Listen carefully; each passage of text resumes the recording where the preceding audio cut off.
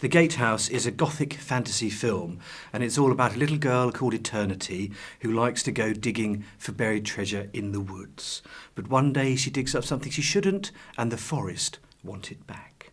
It's like Pan's Labyrinth, it's like Monster Squad, it's like Time Bandits, I think, are the closest films I can find to it. It's not about blood and guts and gore, it's about scaring you and what you can't see and what you can hear and what might be under the bed or behind the curtain. That's more scary than what actually is under the bed, because usually it's just dust and a bit of carpet. My family lived down in Somerset in a very small village, and there's a lot of sort of strange buildings around there, and I was driving around one day and I passed this old gatehouse which used to be covered with ivy and everything, and it'd all been cleaned up. And there's a lady in the garden putting up washing, so I parked the car and I went over and I said, "I love your house, it's fantastic." And she said, "Oh wow, thank you very much." And I said, "Can I, have a look around, can I take a photograph?" And she said, "Do you want to see inside?" And I was going, "Yes, awesome." And I said to her, "If I wrote a movie set around your house, would you let me come and film here?" And she said, "Oh, I love movies." And I was like, "Result." So I went off and I wrote a film, because we're not big budget filmmakers, so you have to write films within your means.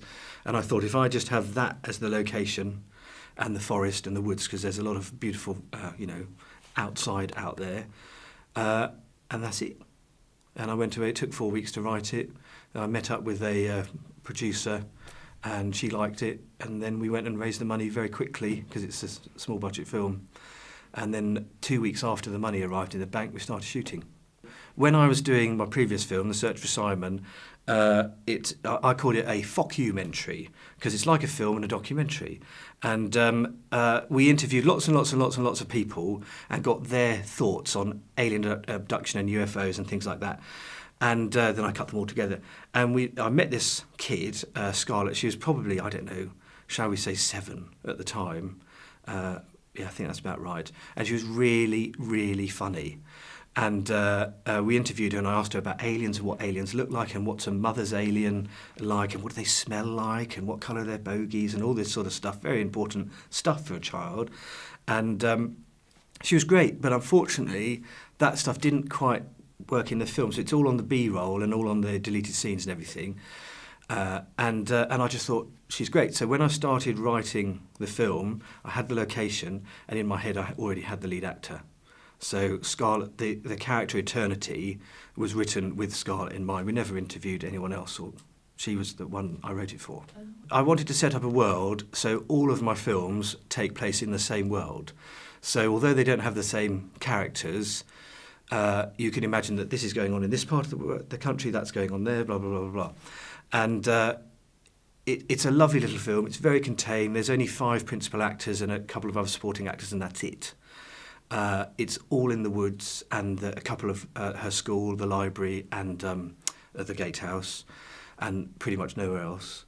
And I want them to appreciate this world and enter into it and enjoy it. And it is quite funny at times as well. So have a laugh, be moved, and yeah.